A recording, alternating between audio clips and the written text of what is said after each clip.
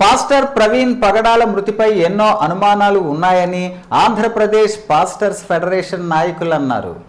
Andhra Pradesh pastors federation రాష్ట్ర general secretary P Jeevan Kumar యొక్క ఆదేశాల మేరకు ఆంధ్రప్రదేశ్ పాస్టర్స్ ఫెడరేషన్ జిల్లా అధ్యక్షులు బిషప్ బర్నబాస్ బింకం అధ్యక్షతన శనివారం పాస్టర్ ప్రవీణ్ పగడాల ఆదరణ కూడిక శ్రీకాకుళంలో స్థానిక మెర్సీ చర్చిలో ఘనంగా జరిగింది.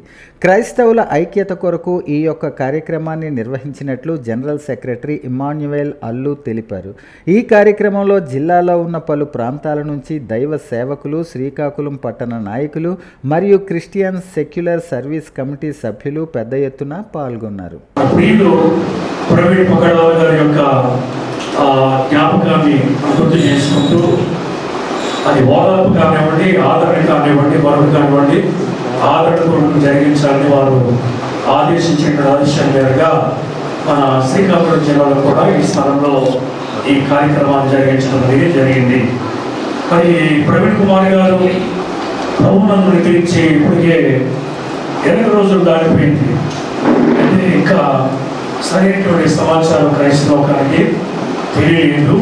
అది పూర్తిగా తెలుస్తుందనేటువంటి ఉద్దేశాలు కూడా మనకు లేవు.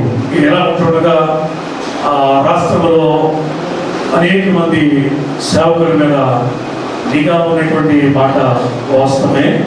అందుచేత మనం దైవ సేవకుని కుటుంబానికి ఆదరణ కలగటానికి దేవుడు వారికి ఓదార్పునిచ్చి వారు విడిచి వచ్చినటువంటి ఆ పరిచర్యను కొనసాగించడానికి భార్య బిడ్డలకు వారి సహచరులకు దేవుడు శక్తినిచ్చినట్లుగా మనం ప్రార్థన చేయాలి.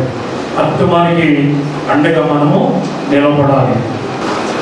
ఈరోజు భయం కంటే నా వ్యక్తిగత అభిప్రాయం ఏంటంటే భయం కంటే బాధ ఎక్కువగా ఉంది.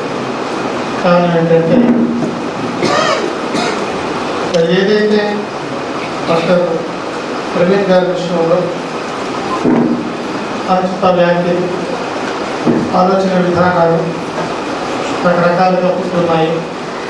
అదే కొనసాగింపబడి ఒక తీర్మానంగా ఈరోజు సమాజంలో నడుస్తుంది.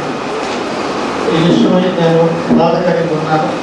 అయినప్పటికీ లోకరక్షకుడైన యేసుక్రీస్తు వారు సమస్త మానవాళిని కూడా ప్రేమిస్తూ ఆదరిస్తున్నారనే విశ్వాసంతో కూడా శత్రువును సైతం ప్రేమించమని ప్రభు యొక్క ఆజ్ఞలను దేవుని పరిశుద్ధ నామంలో కూడా సాగడానికి ఇష్టపడుతున్నాం.